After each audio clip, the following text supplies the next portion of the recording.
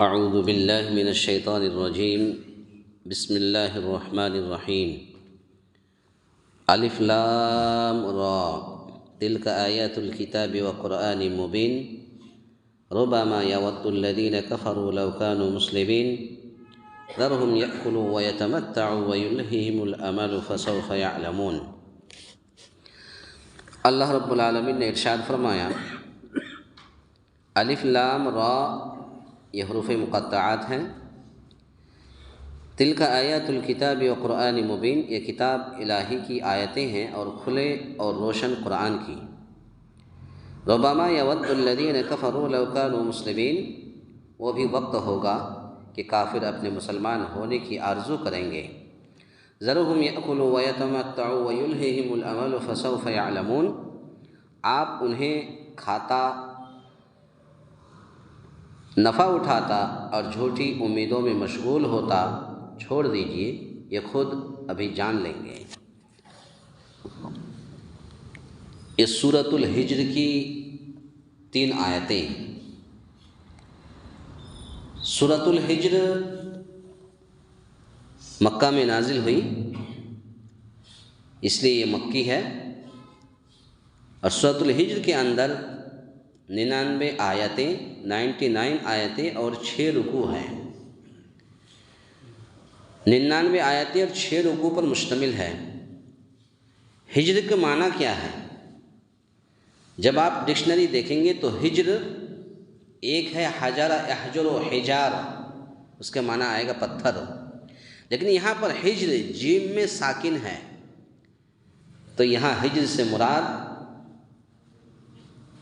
قوم سمود کے لوگ مراد ہے۔ ہجر ایک جگہ کا نام ہے۔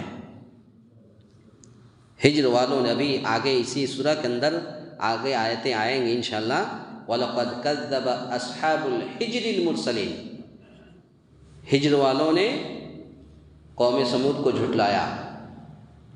تو ہجر ایک جگہ کا نام ہے اور ہجر سے مراد قوم سمود کے لوگ مراد ہے۔ اس آیت کریمہ کے اندر اللہ رب العالمین نے یہ پیغام دیا ہے کہ کفار کسی وقت تمنا کریں گے کہ کاش وہ بھی مسلمان ہوتے۔ کفار کسی وقت تمنا کریں گے کہ کاش ہم بھی مسلمان ہوتے۔ یہ کتاب اور قرآن مبین سے مراد یہ قرآن کریم ہی ہے۔ قرآن کا نام کہیں قرآن ہے، کہیں قرآن مجید ہے، کہیں قرآن کریم ہے، کہیں قرآن مبین ہے، تو جتنی آپ دیکھیں گے مبین، حکیم، کریم، یہ سب قرآن کے نام ہیں۔ تو کتاب اور قرآن مبین سے مراد تلک آیت الکتاب و قرآن مبین، تو قرآن مبین سے مراد یہی قرآن کریم ہے جو نبی کریم صلی اللہ علیہ وسلم پر نازل ہوا۔ جس طرح اللہ رب العالمین نے سورہ مائدہ آیت نمبر 15 کے اندر ارشاد فرمایا قَدْ جَاءَكُم مِّنَ اللَّهِ نُورٌ وَكِتَابٌ مُّبِينٌ، کہ میں نور اور کتاب دونوں سے مراد قرآن کریم ہی ہے۔ قرآن کریم ہی ہے، نور سے مراد بھی قرآن کریم ہے اور کتاب سے مراد بھی قرآن کریم ہی ہے۔ قرآن کریم کی تنکیر تفخیم شان کے لیے ہے، یعنی یہ قرآن کامل اور نہایت عظمت و شان والا ہے۔ اس کے بعد پھر اللہ رب العالمین نے فرمایا ربما یود الذین کفروا لو كانوا مسلمین، وہ بھی وقت ہوگا کہ کافر اپنے مسلمان ہونے کی آرزو کریں گے۔ یہ آرزو کب کریں گے؟ یہ آرزو کفار کب کریں گے؟ موت کے وقت، جب فرشتے انہیں جہنم کی آگ دکھاتے ہیں، یا جب جہنم میں چلے جائیں گے، یا اس وقت جب گناہ گار ایمانداروں کو کچھ عرصہ بطور سزا جہنم میں رکھنے کے بعد جہنم سے نکالا جائے گا، یا پھر یہ کب آرزو کریں گے؟ یا میدان محشر میں جہاں حساب و کتاب ہو رہا ہوگا اور کافر دیکھیں گے کہ مسلمان جنت میں جا رہے ہیں، تو آرزو کریں گے کہ کاش وہ بھی مسلمان ہوتے۔ تو کئی آپشن دیا ہے کہ یہ آرزو کب کریں گے؟ موت کے وقت آرزو کریں گے، یا جب فرشتے انہیں جہنم کی آگ دکھاتے ہیں اس وقت آرزو کریں گے، یا جب جہنم میں چلے جائیں گے اس وقت آرزو کریں گے، یا اس وقت جب گناہ گار ایمانداروں کو کچھ عرصہ بطور سزا جہنم میں رکھنے کے بعد جب جہنم سے نکالا جائے گا اس وقت آرزو کریں گے، یا پھر میدان محشر میں جہاں حساب و کتاب ہو رہا ہوگا اور کافر دیکھیں گے کہ مسلمان جنت میں جا رہے ہیں تو اس وقت آرزو کریں گے۔ کب کریں گے آرزو؟